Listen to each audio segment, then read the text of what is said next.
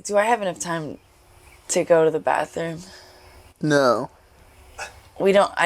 Not at all. You had we set up at 5 o'clock. We live here. And we live. Yeah, that's all the reason for you to go to the bathroom. When I took a shower. You took a shower. You didn't do the. I didn't want to shit and shower. I sort of should have done. You should shit and shower at the same time. I really have to poop.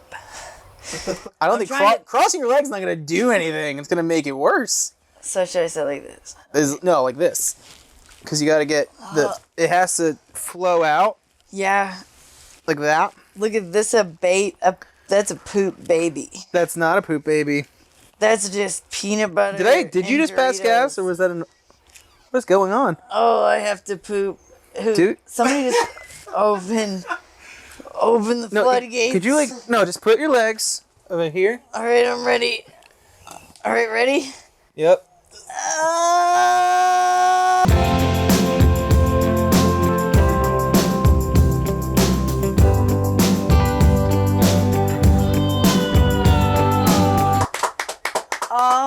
Welcome back to Lifestyles After Dark. My name is Cynthia Murray. And I'm Freddie Bourne. I'm so excited. Yeah? I am a little bit under the influence of a lot of medications. Yeah, you're not feeling good. So no. Let's fill everybody in on what this week has been like for you. Yes, and because it's live, this did happen in real time. Yeah. Yeah.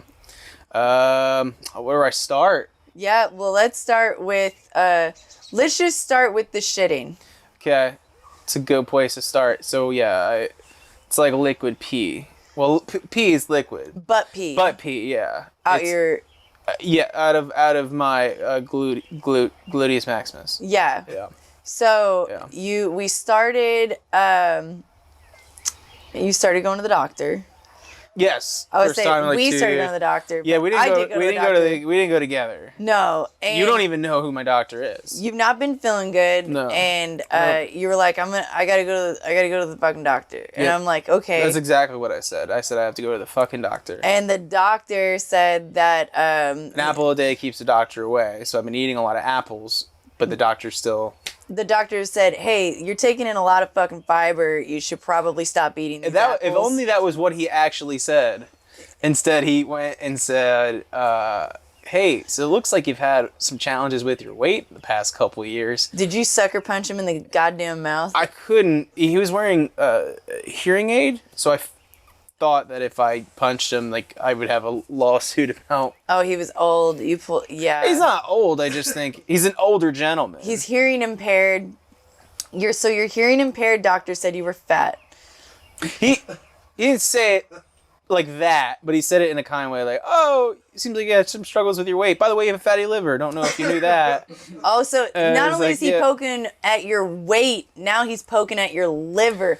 I gotta find out who this guy is. Yeah. Fuck him. Yeah. We can. Next thing he's gonna be like, yeah, you got a fat kidney, you got a fat bladder, you got a fat testes. I already know that. I was if I went into the doctor and he said I had a fat ass, I'd be like, thank you very much. That's a very kind thing to say. I will see you next time. You're a gentleman. And then I'd be like, I also charge $50 an hour. Yeah.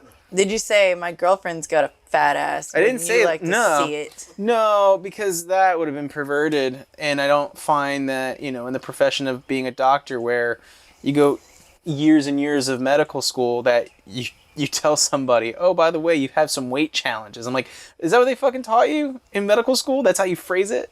And you're like, obviously. I will say this: the last time I went to the doctor that had a similar situation, I was 18, and it was also, I was in a relationship at the time.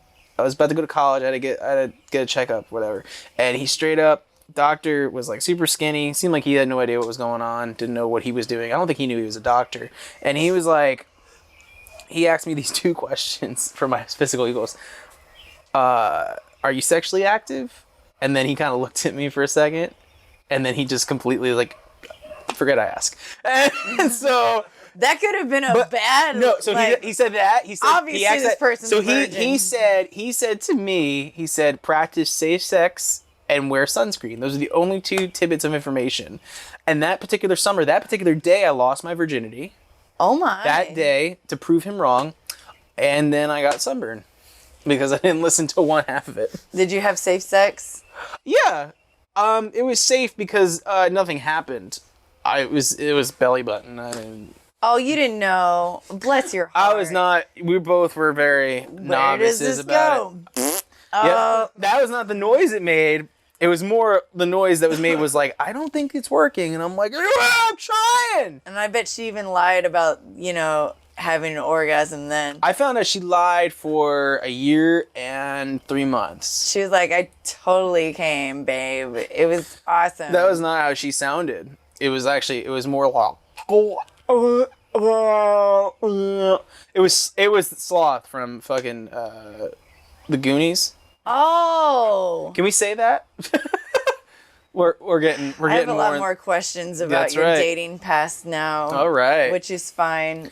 I was alive in the 80s, even though I was born in 92. Well, that's right. During this season, we're still going to be keeping track of Freddie's weight loss journey.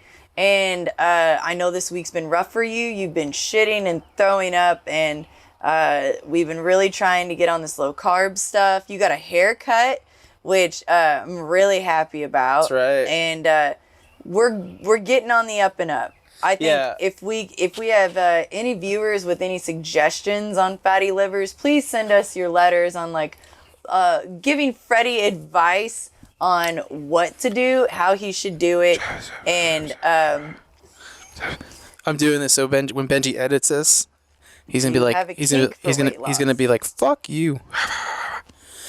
ASMR.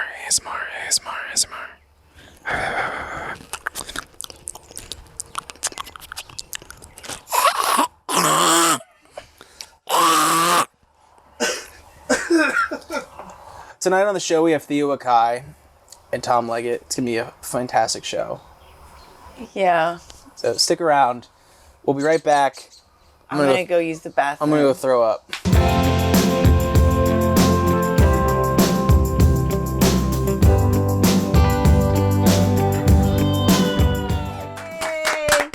Welcome back to Lifestyles After Dark. You might know him as one of the most talented and prolific guitar players in the tri-state area, but I know him as one of my best friends. Ladies and gentlemen, Theo Akai! Yeah, baby! Oh my God. Okay. Yes, that's good. All right. Now sit the fuck down. That's what. Damn. Oh. That was an entrance.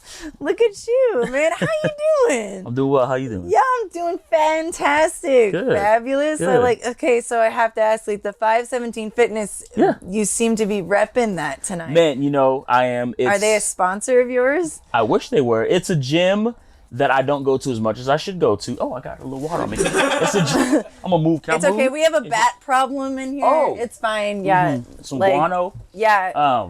It's a gym that I don't go to as much as I should, but my wife will be going there a lot more than I do. But it's a really nice gym, really cool people. Yeah. Ryan Yeah. and Melanie, they manage there and they train other people there. They're amazing. Yeah, they're really fit. They're ripped. They're fit. Amazing. They do push-ups on one another. It's pretty incredible. Maybe they do that. I don't know. But they're fit with 2 T's, and it's a gym that I was going to when I was going through some stuff, and it's just a nice place, so I love wearing their stuff. Dude, you got guns right now. Look at them. Oh, snap, bro. Look at them guns. I'm about to break someone's neck in that stuff. That's what I'm talking about. I love it. I love it. Well, and we also have a physical trainer that has been, that we're showcasing on the show this season. Nice. Named Lex Hellberg. You should look him up. Yeah. He's not worth it at all. He's pretty awful. And I'm not even 100% sure that he's a physical trainer, but he's taking my money and all of my children's college funds. So whatever, we'll see if it works. It happens. Yeah. I am so excited that you're here tonight. Yeah, I am too. Thanks for having me. Mostly because you've been very busy lately, and especially within the last few years, but I have to backtrack a little bit. So I've known you for the last 7 or 8 years. Yep. And we were in a band, Osceola, together. That's right. And I have to say, some of the best stuff that I've ever lyrically written, I wrote with you. Awesome. And I can't replicate it, no matter what I try to do, how I try to do it. And I feel like it was fate that we met. And I consider you one of my best friends. I think you're an amazing individual. Likewise. And not only that, but just an amazing musician. And when people... I run open mic at La Masco every Monday, and a lot of people constantly, I'm not told you this, a lot of people come up and they recognize me from the old days, and they constantly like, what's Theo up to now? Do you know Theo? What's his number? Where does he live? And I was like, yeah, dude, I'm not going to give you that. What are you talking about? Like it's really interesting the way people see you and envision you, and you're like this entity, like you're above everybody else. They're like, I can't even believe that this dude has the capability that he has. But I'm like, I can't believe it either. Like, I don't understand it. You were on tour with me before, yeah, so you know me. I'm seeing it. Man, I drank your dick. Oh, Lord Jesus, at first. That really did happen. We were different people back then. Minneapolis, Minnesota. I'll never forget gross. where it was, and it changed my life. Yeah. So you are from Ghana, West Africa. Was born there, yeah. And I love lately in a lot of the posts that you've been making on social media that you've been trying to do a lot of these African rhythms. Yeah. And yeah. I find that very refreshing. I have a series on my TikTok. It's a 6-part series of African style. So what I did, I took some time and I studied. It was tough, but I studied each region's African styles, and then I broke it down to subcategories. Each region has their own tribal sounds, and I found out, even being from Africa, there's no way you can know about Africa. It's just too big of a continent. It's humongous. It's humongous. So I found out that each region even had guitar styles that I had never even heard myself. So I went, dug in, studied them, and then my TikTok blew up overnight. I think I started off with like my sisters were my followers, my 2 sisters, and overnight, I put up like 2 videos, and overnight, I think I should be at I got 20,000 followers. Wow. Overnight, because there's a huge African populace on TikTok. I didn't know that either. And just a few hashtags of African music, African this, African styles, African traditional music.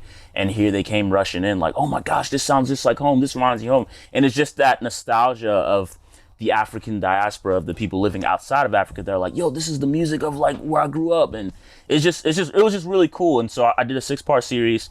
I went from countries. You can see the countries that I do. You can see the regions that I do, like North African Tuareg music, which is like music of the Northern Sahara. They have a very unique style of blues on the guitar. I did some soukous, which is a different style. I did some Ghanaian high life music. I did a lot. Stuff from Congo. Yeah, just check it out. It's on my TikTok.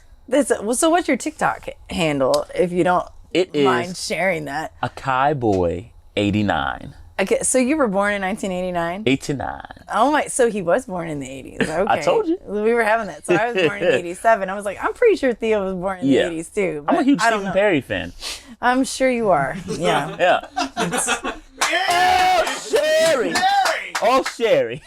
Y'all don't run this show. That's so great. But what I do find fascinating, and also, like I said, refreshing, is that we have a lot of people that follow you and that would probably they're like, just play stuff or just play what you know. And what I really love is that you still stay true to your heritage, and that really honestly educates people. And they might hear something within that music from the region that you're playing in that reminds them of other music. Because I remember you telling me that a lot of this music that we hear, even folk music, reggae music, a lot of that comes from Africa and different regions in Africa. Yeah. So I think it's very educational and important for people to learn that from what you might like or what inspires you, where does it come from? Yeah.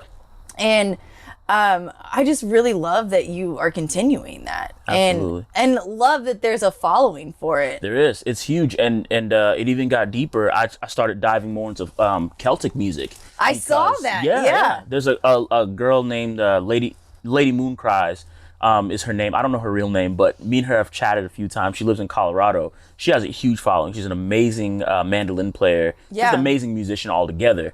But we started chatting. I saw some of her Celtic stuff, and by that time, I was already diving into Scottish music and a little bit of Irish music too. They're a bit different, and I started remembering that, you know, from my days of learning, that Celtic music from Ireland and African slave music that was in America, when they got together in the Appalachian areas, bluegrass and country started coming about. You know what I mean? So it's like the melding of those two cultures is how you get that fast picking, that fast movement. And then, of course, you know, people in the Appalachians made it their own. Right. But it's like when those two cultures clashed, it was a very, like, the jigs, the Irish jigs, they're very danceable, they're moving. But then you got the African slave music, which is also danceable and moving. Mm-hmm. So, yeah, me and her connected, and I just started, like, learning everything about what she knew. And next thing you know, I was in, like, Celtic land. Celtic land. Black Celtic land. There needs to be a documentary made about this. And I really hope that you narrate it. Yeah. It's either going to be you or like Paul Giamatti. Oh, yeah. Like, please. Me and Paul would have a blast. Do you have time to stick around? I want to talk to you a little bit more. Sure. Okay, awesome. Yeah, I'm here. Stick around, everybody. We got Theo Akai. We'll be right back.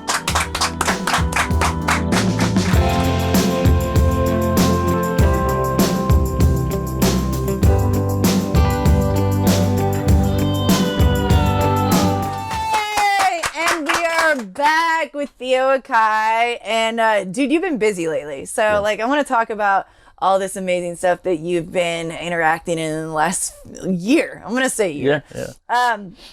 So I do want to, I know everybody's tired of talking about COVID, but I want to really talk about like, how did COVID affect you creatively? Because I know COVID really messed with me quite a bit, especially the first couple of months. I had lost a lot of money. I canceled a lot of gigs. I was a full-time musician for the last 4 years, probably longer than that, even though I kept the job while we were on the road for the most part. But you know, when I turned 30, I was like, you know what, I'm going to quit my job. And I quit my job in the mental health field, and I just went music full-time. So I had been doing that solely for money, and I just turned 34 this year. And last year, whenever COVID hit, I honestly didn't anticipate how much of an effect that it would have, not only financially on me, but mentally. How did it affect you creatively and honestly in all regards? So I'll touch base on the financial, and I remember that, you know, you taking that step, you and Angel Rhodes, like both of you females in the area, both just was like, I'm doing music full time. And I think that's so amazing. That needs to be really, really, really acknowledged, that it is not easy to, you know, really jump ship from corporate land and say, I'm going to do the thing that I love more than anything for, you know, to live. I'm gonna make it my sole focus. And I just applaud you, especially being ladies, and I applaud you guys. Yeah. It's worthy of applause. But financially, for me, I've been blessed for the past multiple years. You know, since I have my family, you know, wife, kids. I've always held down a day job while doing music. How I find the time, I have no idea, by the grace of God. But I have a job that pays very well. It does. I'm blessed in that arena. That opens up the door for me to financially hold back money, to financially invest in anything music. That's all. Like, I invest in my kids and anything music. So basically, when COVID hit, my job happens to be an essential position. So I was at work, you know, Monday through Friday, like I normally do. I work from 6 a.m. to 2 p.m. So you were able to stay at work. I was able to stay at work. So I wasn't hit like that. But even before, way before COVID hit, I had started to remove myself out of the live world, out of the live music world. I had noticed that. I started just stop playing shows. I started sticking to only really big functions and corporate functions, like maybe weddings and certain things. But I started realizing that for me, I was way more comfortable in a studio. You're an incredible studio session musician. Thank you. There's not a lot of, and there's such a difference between being a live musician and then being a studio session musician. Because honestly, studio session work is what saved me during COVID. I had a lot of people reach out to me during that time. And it was something that I was blessed to already have worked in that arena quite a bit.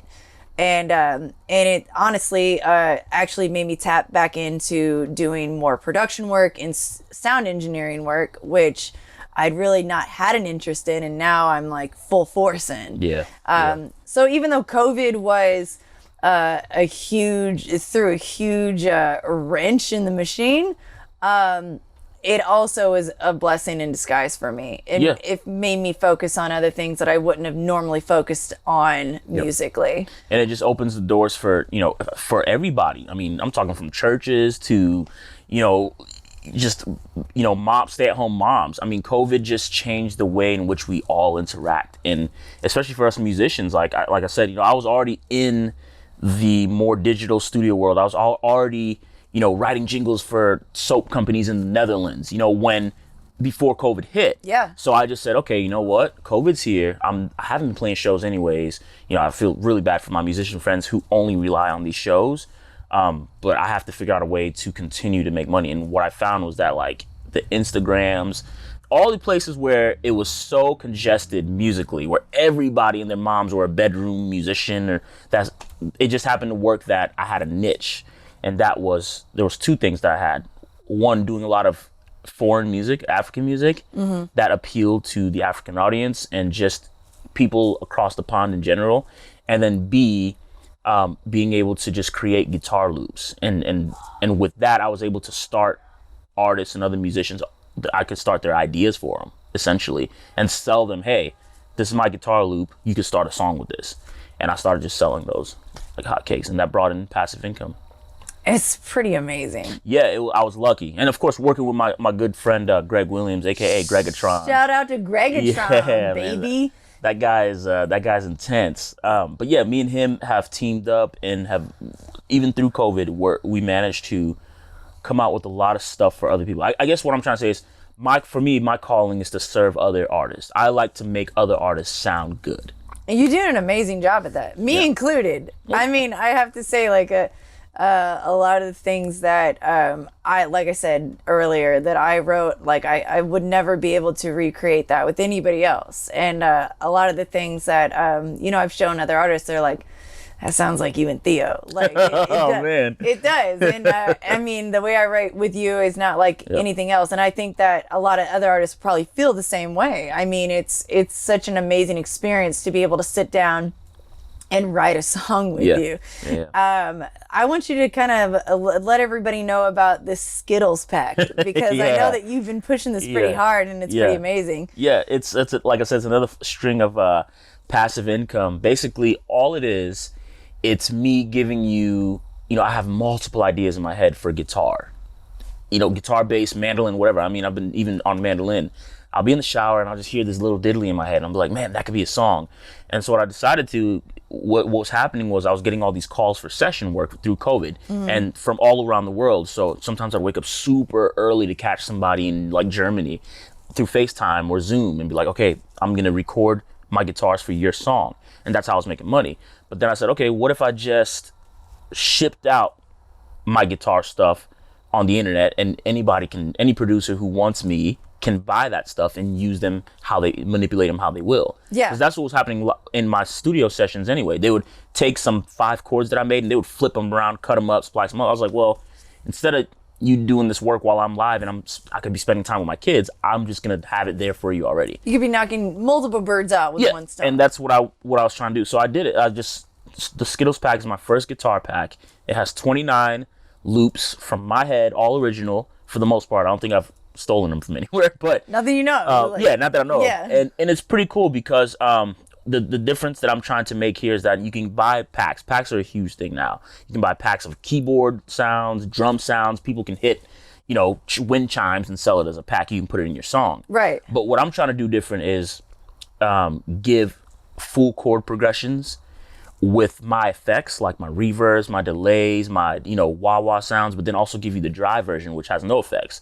So you're getting what I feel like it should sound like, and then you're also getting what you can, the unmanipulated version as well. So I'm giving you that, and then and just 30 seconds to a minute of just all that stuff that you can just take and create songs with.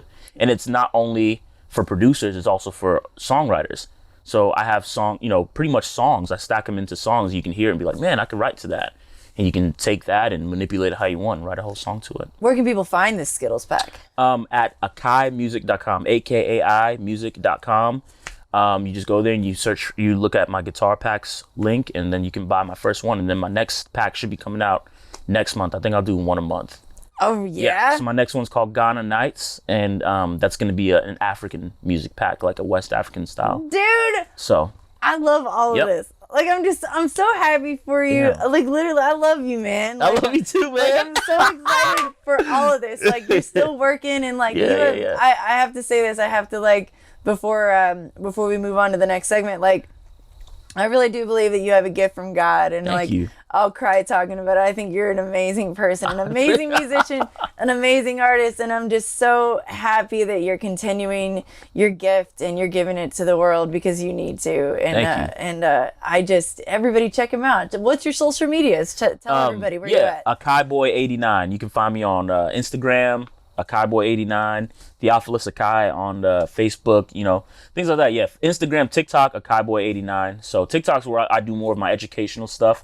Instagram's where I post more of my just, for fun stuff and then Spotify too. I have a portfolio. If you follow Theophilus Akai on Spotify, I have a portfolio called My Guitar, or I can't remember what it's called, but it's basically where I put most of my songs that I can find that I'm on. Mm-hmm. Sometimes I'm on a song and I have no idea that it's been out. Like, it's charted and I'm like, oh, I was on that. Nobody told me. Credit. It happens. That's where you can find a lot of the songs that I've played on. Yeah. Man, I'm so glad you came out here today. Yeah, this is pretty cool, man. It's fun. We doing this. This is dope. That's this is dope. up. Lifestyles after dark, baby. Ladies and gentlemen, give it up for Theo Akai. Thank you for having me. Thank you. Yes, we're going to play some of your stuff on this episode as well. And well, hopefully we can have you back. I would love that. Yeah, Keep for sure. promoting your stuff, man. Thank you. I love you. Stay tuned. We'll be right back with Lifestyles After Dark, everybody.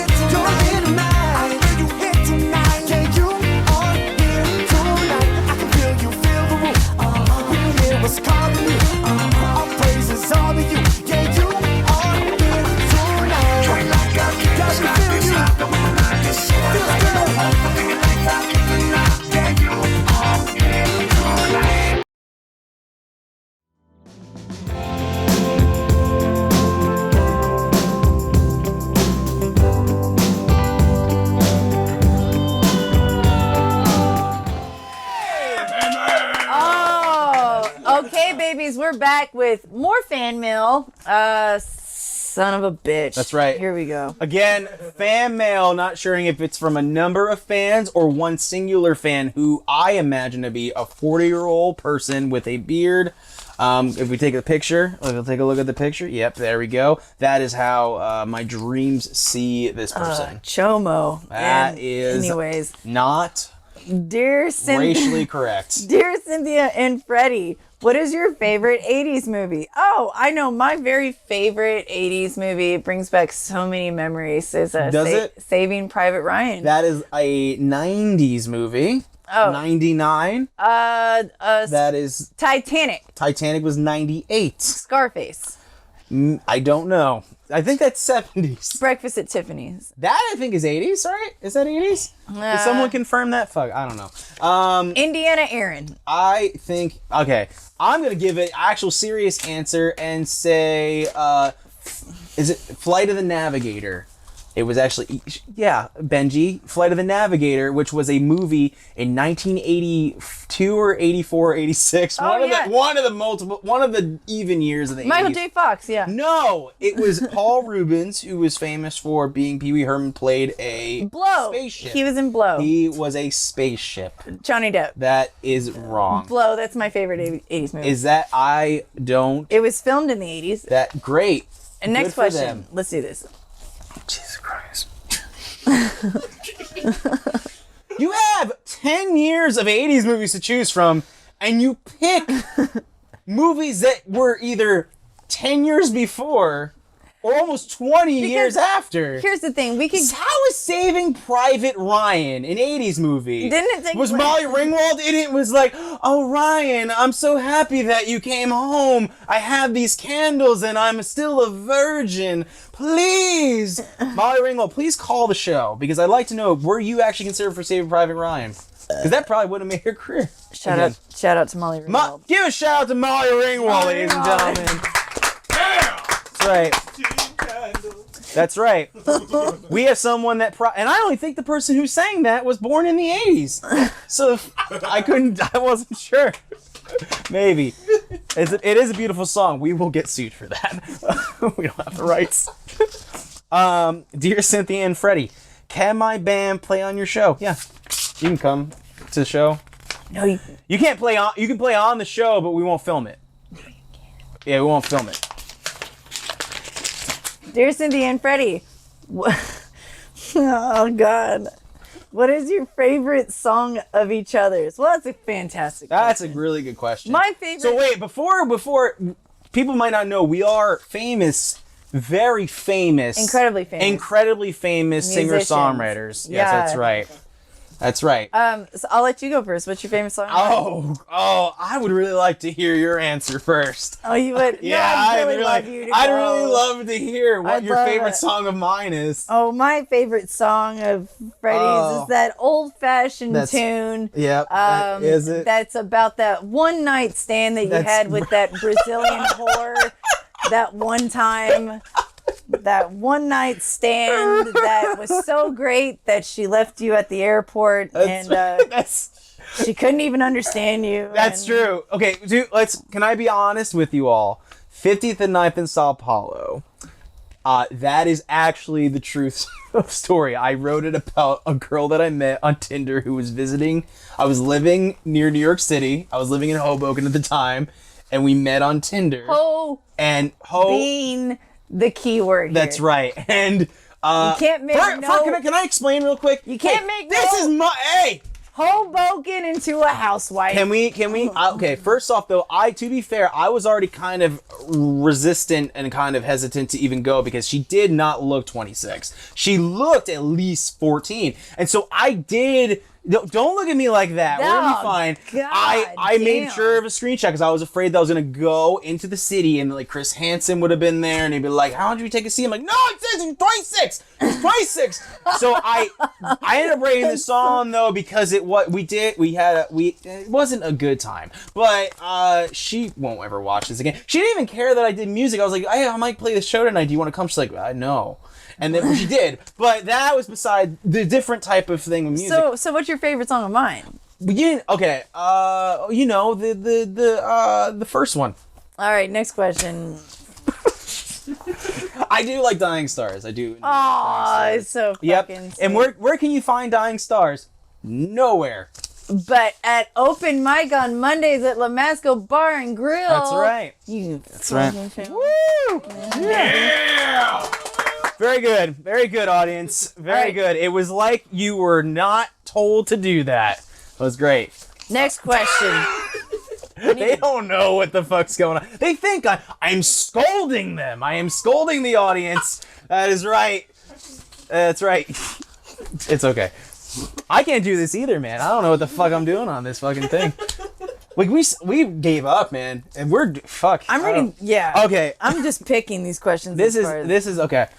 We have no time left. Okay, dear Cynthia and Freddie, do you know? 2 more questions. Do you know all your friends on Facebook? Absolutely, I know all 3,000 of my friends. You can literally pick one out. I will literally know them at one point, one way or another. For example, John Smith, I know him. Yeah. I met him. He was Pocahontas' boyfriend. Yeah. Dear Cynthia and Freddie, please call me back. No, I won't. Yeah, I don't want to do that. Fuck off. Hey, you're gonna give me. I have anxiety now thinking about it. I don't want to fucking call you. Oh, what's the next question? Dear Cynthia and Freddie, what was your first job? Oh shit. Does it like? I guess I want to ask more specifics. Okay, first paid job I had was Dunkin' Donuts. First paid job. It was. I got paid to do lots of stuff. Okay.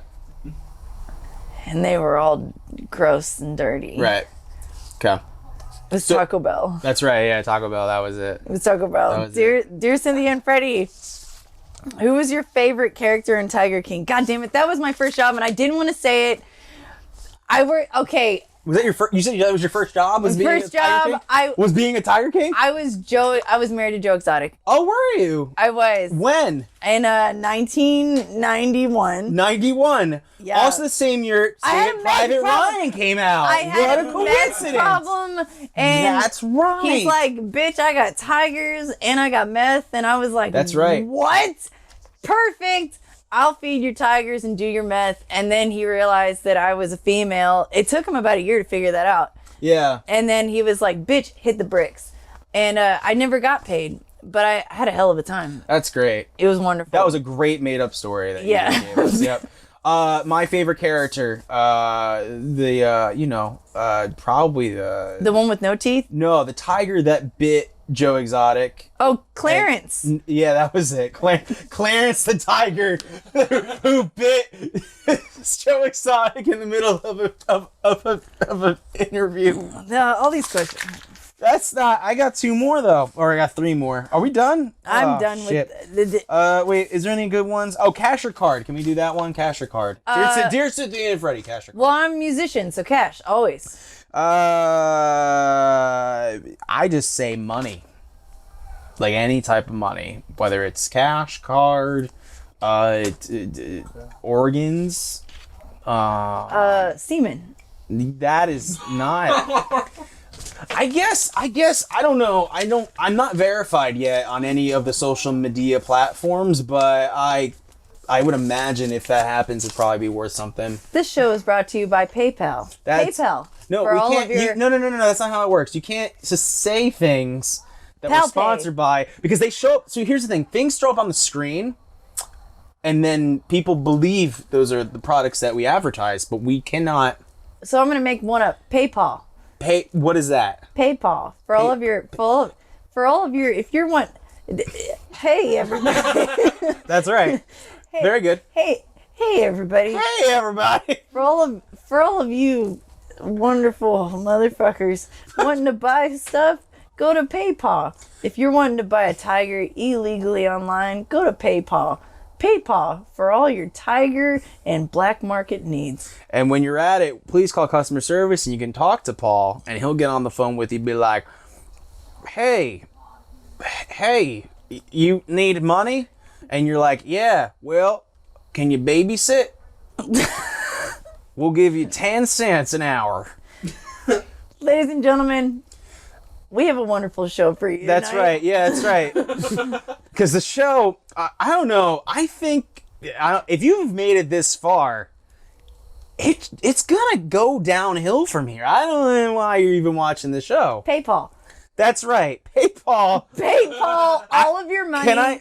And buy your tigers illegally on the black market. That's right. Buy on the black market. Yeah.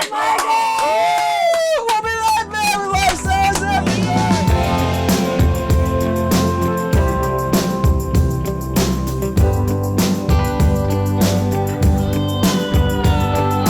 Welcome back back to Lifestyle Tetra. We got some that was a really enthusiastic applause right there.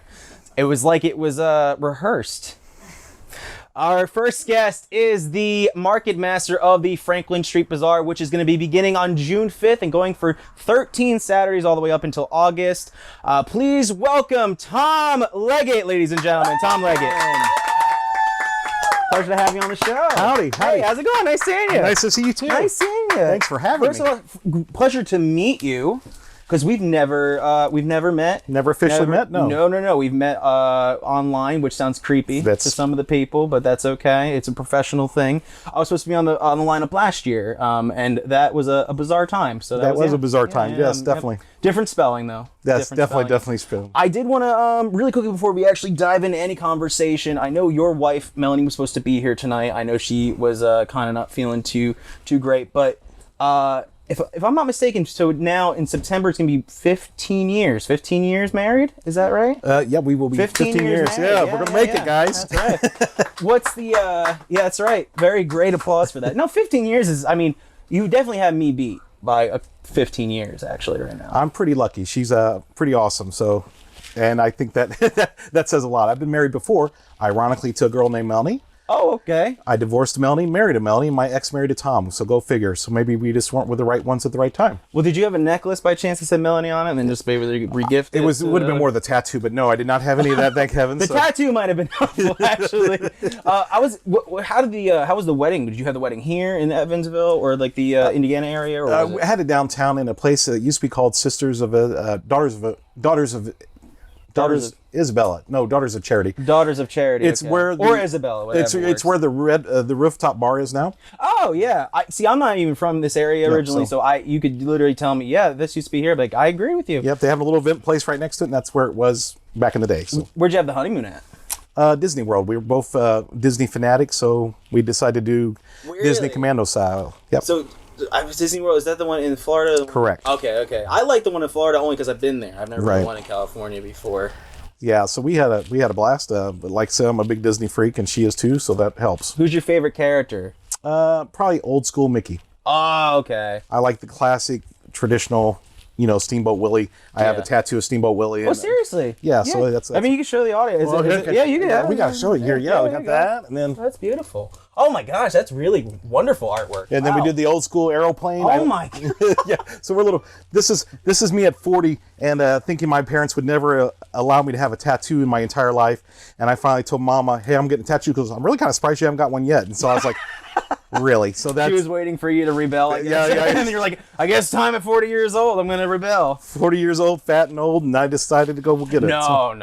I think now you're talking. Yeah, you're talking down to yourself. I don't want you doing that on the show. I do like the hat, by the way. I don't know if do you call it a derby hat or a bowler hat? I call it a fedora, but that's probably what it actually is called. Yeah, I originally started wearing it just because I thought I was starting to go bald. Then I realized, hey, it's nice. I don't have to do anything with my hair. I can just put it on.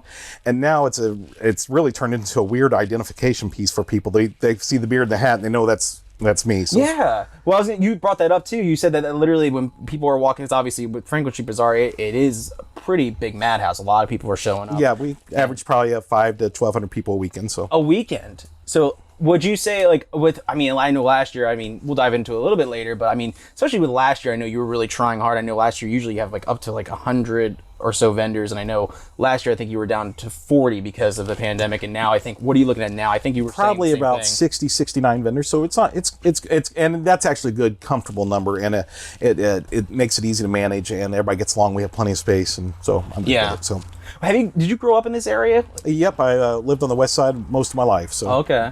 Have you ever lived anywhere else or anything like that? I did intern at Walt Disney World, ironically. Seriously? Yeah, so I did my internship for 8.5 months down at Walt Disney World. Okay. And that was my college experience. I started college, never finished it, turned into a weird IT guy, and so that's kind of how I rolled. I knew you did. You were a network technician, and then kind of did that for a couple years. Now you do consulting work. I'm more of a corporate trainer. I teach people how to use our software. Okay.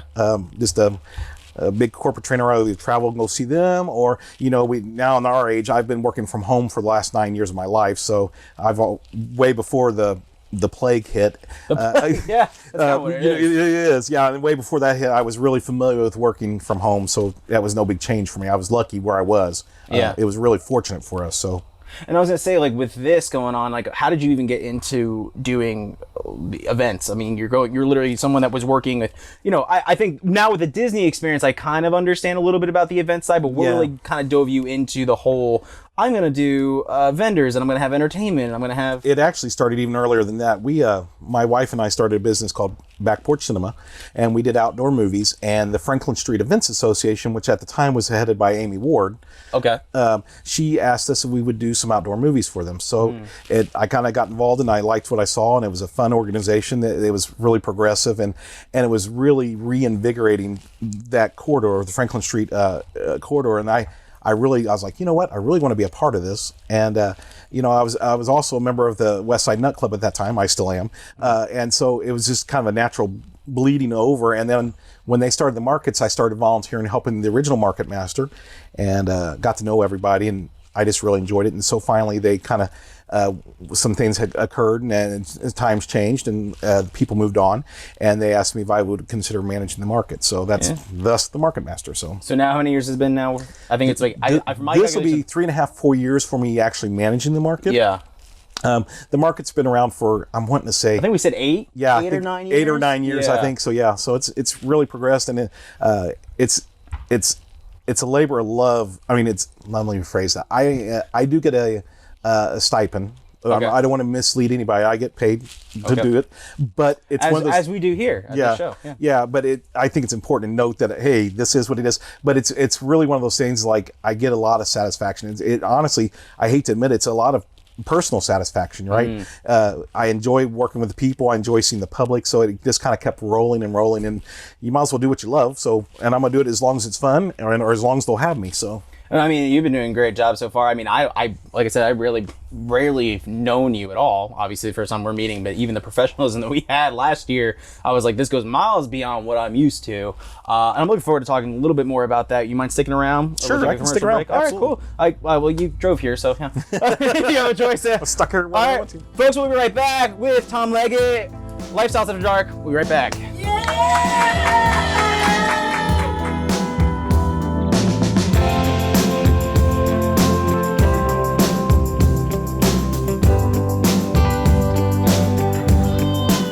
Welcome back. Welcome back. I'm here with Tom Leggett. We're talking about things and stuff, and right? Yep, pretty much things and stuff. Things and stuff. That's really all we. I mean, I'm still just surprised by the tattoo. But that is that's a lot going on over there. Well, like my first one, everybody goes, "Oh, holy cow, that was really big," and I was like, I didn't know any other way to get it all on there, so that's the kind of way it went. So, I will say, I hope that when I'm older, that I can rock that hat as much as you are right now.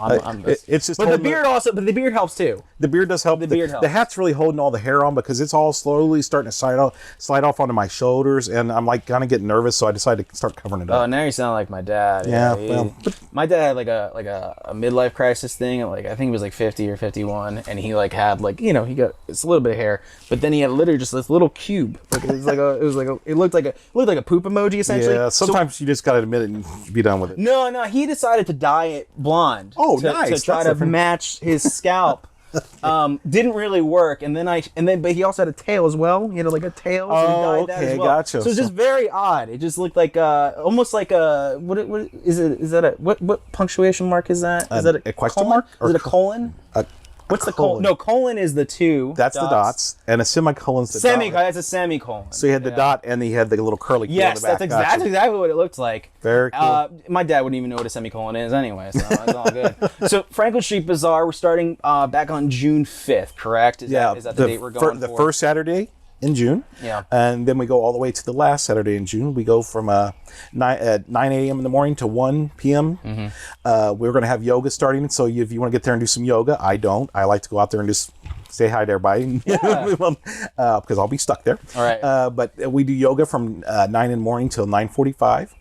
And then I haven't announced it yet, but I'm hoping to start getting some of our music back on there. So that'd be great. So I'm probably just going to call people out and say, hey, you guys want to come hang out this weekend and play at the bazaar? So that's my plan. And it may not be every bazaar. I'm just not sure how to approach that yet. Well, right, and I remember watching an interview before, like it was 3 months ago. Obviously, yoga was not even on the table at the time. Yeah. So obviously, things have obviously lightened up. Things are reopening and stuff like that. Yeah, we're feeling more and more comfortable. We're just going to go with the guidelines and the mandates around here, which it sounds like they're loosening up fairly fast. So I feel like we're getting into a good place. But I'm going to leave it up to the vendors if they want to mask up. I'm pretty straightforward with the vendors and the public. They're going to know where we stand. Yeah. I think you always come straight forward, and then there's no question. So, well, I think that, it's outside number one, and I think the other aspect of it is that kind of if people are uncomfortable, that's their choice to go. Absolutely. You know what I mean? And I think you're making it inclusive enough, obviously, where you're like, hey, you can mask up if you want, but like at the same time, like we are at a place where things are getting better. We're reading every day about how the safety is, and we're at a place where it's like, you know what, we can kind of leave this up to you at your discretion. It's like, do you think it's going to work for masks? And regardless of what happens, I don't think it will ever deter the spirit of the bazaar. No. Like I said, I love my vendors, and not my vendors. I love the bazaar's vendors, and I love the community coming out. And there's just such a synergy, or just, I hate that word. Wow, that was a really cool word. No. I'm following what you're saying. But I really, it's like when you hear the music in the background, one of my favorite things I tell people is I love to go stand in the middle of the bazaar, and I know this sounds really cheesy, but I love to close my eyes. Yeah. Listen to the noise, listen to people laughing and talking together and things like that. And like I said, a lot of what we do is we sell the feels, right? And it's more of an emotion more than anything. So I don't know. Well, you're building a community within that larger community. Right. I think that's the thing. And I think especially with everything people have gone through, I mean, that's what they're looking for is a kind of return to some type of normalcy. Yeah. Of sorts, so it's important, and it all feeds off each other. I mean, you're either going to have positive energy or you're going to have negative energy. And we just assume make it a positive environment, and that'll bring up that nice positive energy all the way through. So as long as everyone's on the same mindset that are coming in. And you know what? And if they're not, we ask them to leave. I mean, if someone's getting rough, we don't mess around. It's about respect to us. So. Yeah, and I think it's a big thing that we talk about on this show here is that we have a lot of people that are like, oh, we want to come on, and then like we make sure that it's people that we know that we're gonna be respectful to the process, kind of know what's going on. Sure. So I mean, I definitely am really in line. And I haven't been to a bazaar yet, actually, so I'm actually excited that I'll be able to go. Yeah, I know. I always tell people, come hungry. Be ready to take some things home because we're going to have a lot of artists this year. So we have artists.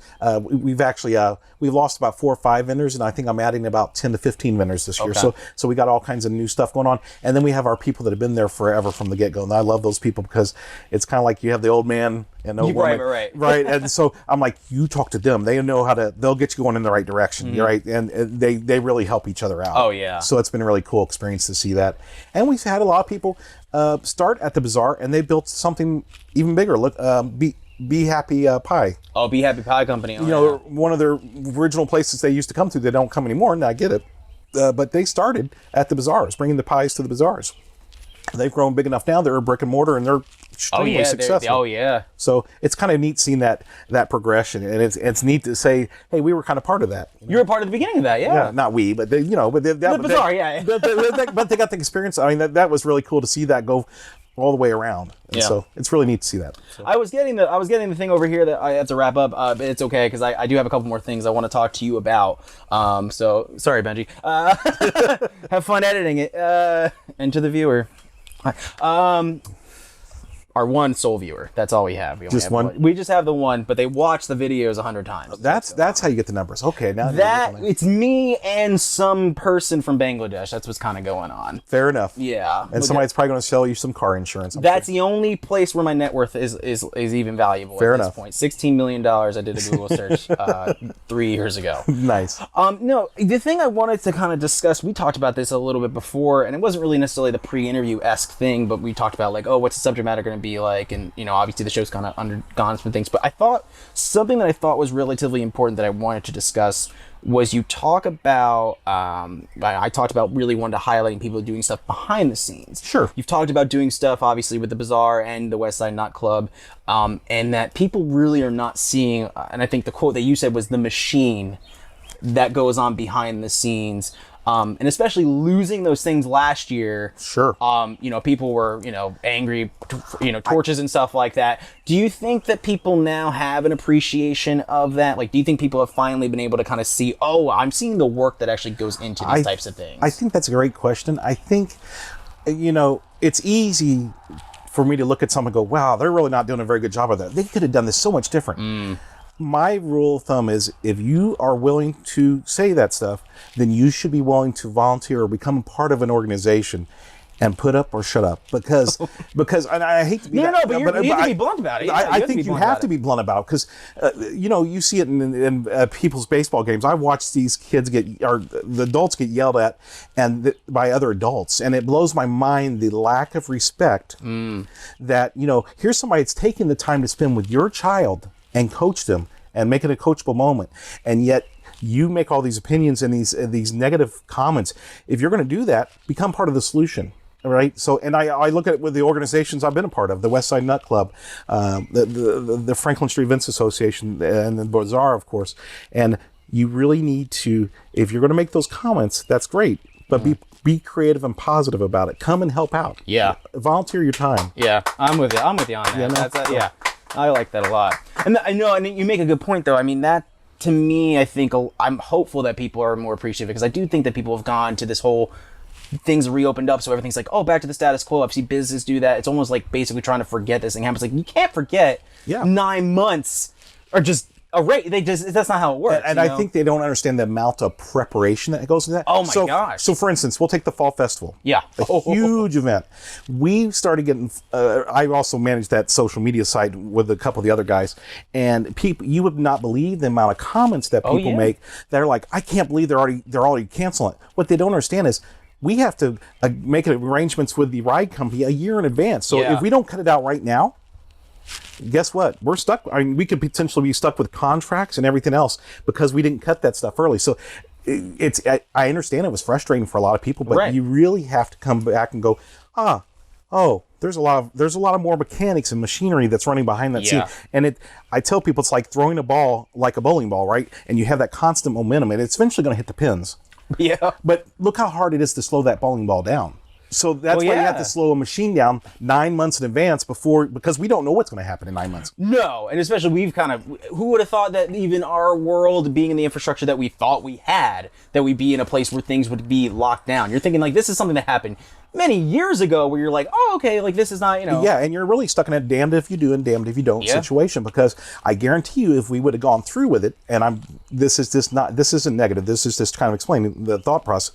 If we would have gone through with it and something big happened, we all of a sudden became one of those super spreader events that you hear about. Oh yeah. Guess who they would have blamed? Oh, they would, right off the bat. And they would have been like, how can you put us in this risk and stuff like that? No, you're doing the right thing. Yeah, it's a hard call, and I don't envy any of the board members and the membership that had to make that call, because I wouldn't want to make it. Oh, no. So just my big takeaway is, before you judge how something's done, take a look behind the screen first. Yep, I like that. That's good. That's good.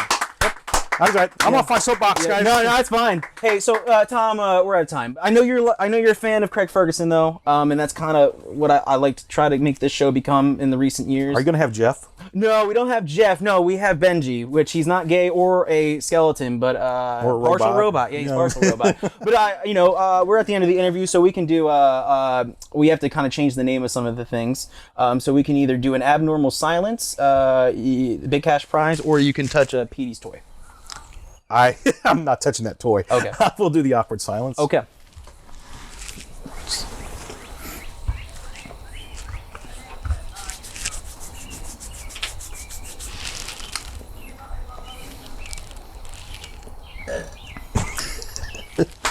I can't get away from that silence. Yeah, there's a lot of the audience. That's the thing. They get in here for free. We don't even know where they come from. It was great having you on the show, man. Great having you. Thank you very much. For having me. Tom Leggett, ladies and gentlemen. We'll be right back with Nate Thomas. Stick around. We'll be right back.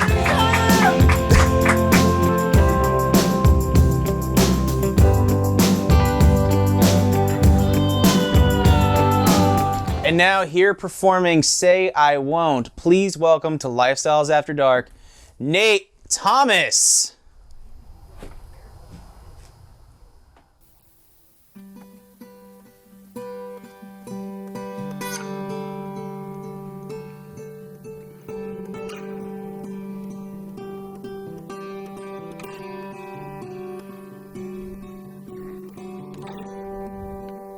Does anyone bring you flowers? a breakfast in bed, a warm cup of coffee on a cold winter's day. And I know you don't think you can get that from me, but I promise you my best. And I know you don't think that you can trust me, but you're the only thing that I have left. So say I won't, say I won't, say I won't, say I won't, say I won't, say I won't.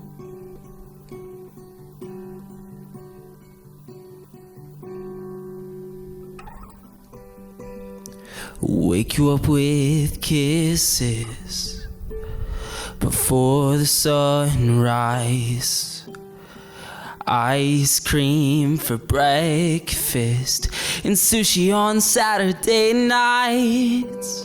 And I know you don't think you can get that from me, but I promise you my best. And I know you don't think that you can trust me, but you're the only thing that I have left. So say I won't, say I won't, say I won't, say I won't, say I won't, say I won't. Pick you up when you're down on luck and make you know that you're my only hope. And one day you'll find that I'm the one, and you'll be by my side. So say I won't, say I won't.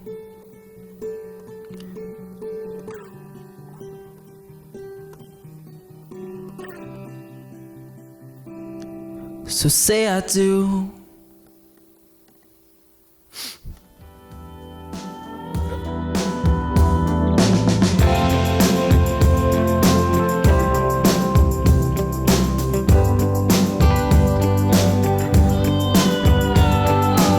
And now performing Tina, ladies and gentlemen, once again, Nate Thomas.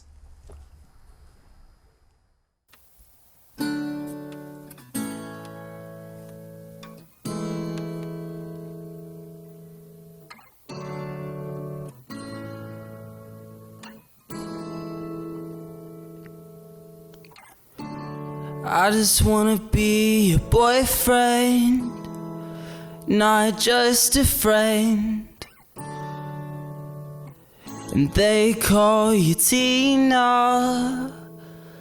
Oh, you put your hair in a bun, then you pencil in your eyebrows, brush on the blush just to cover up the mess in you.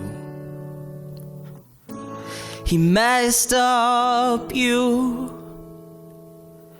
Then you get in the car and you turn up the music. That's the only place you found an escape from the trust issues.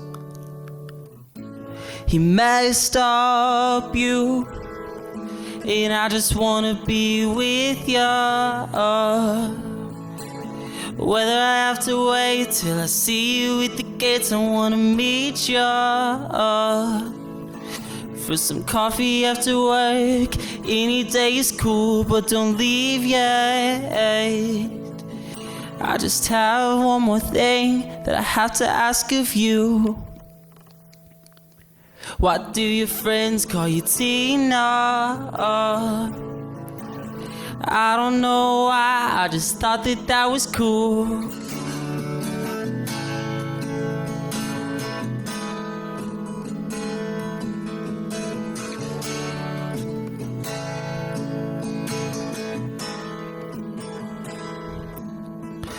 You go into work and you punch in your time card. The next 12 hours are just a blur to get you by. I can't deny that I just wanna be with you. Whether I have to wait till I see you at the gates, I wanna meet you for some coffee after work. Any day is cool, but don't leave yet. I just have one more thing that I have to ask of you. Why do your friends call you Tina? I don't know why, I just thought that that was cool.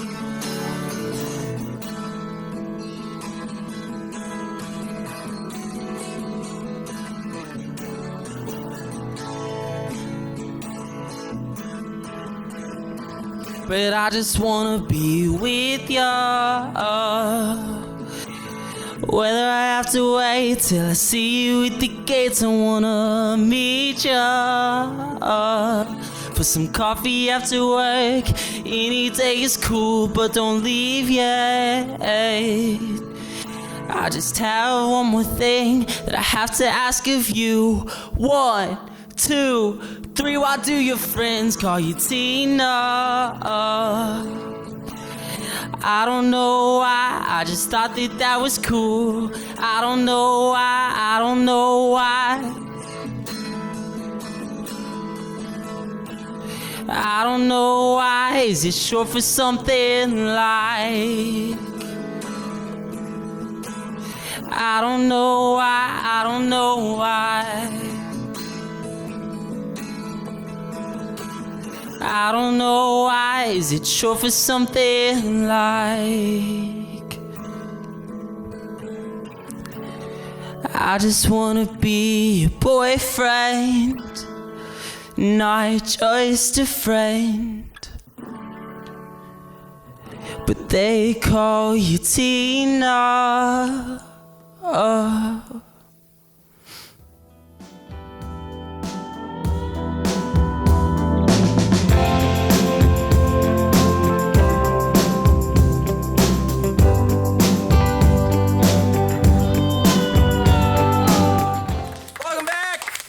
Lifestyles After Dark. We are at that point of the night. It is the end of the show challenge, and we're very excited that Theo Akai is here. Theo Akai, ladies and gentlemen, he's here. That's what's up. And tonight's challenge, both of them, Cynthia and Theo, immediately said to me, or at least Cynthia said, this is going to be easy.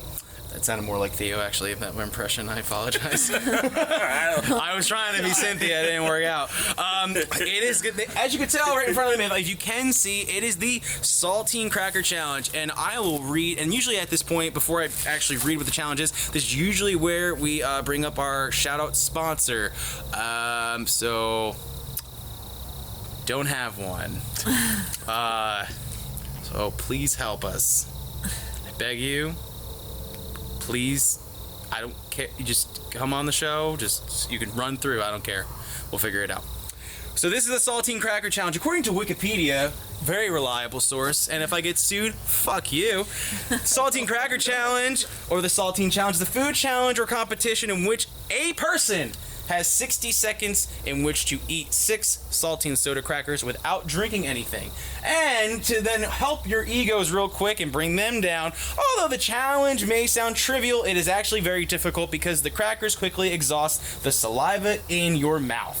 Even through 6 saltines can fit in one's mouth at the same time, and a minute is plenty of time to chew. The resulting mass of crumbs is still difficult to swallow with a dry mouth. I got a wet mouth, y'all. That'll be fine. I've heard that many times. Winner.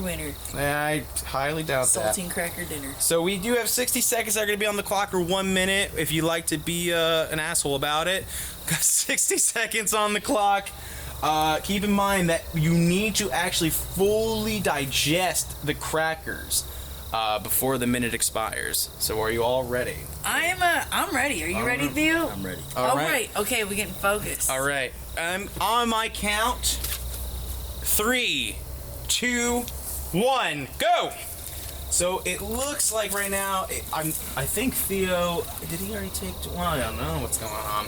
So there they go. That's beautiful. We are at 50 seconds now. 50 seconds, here we go.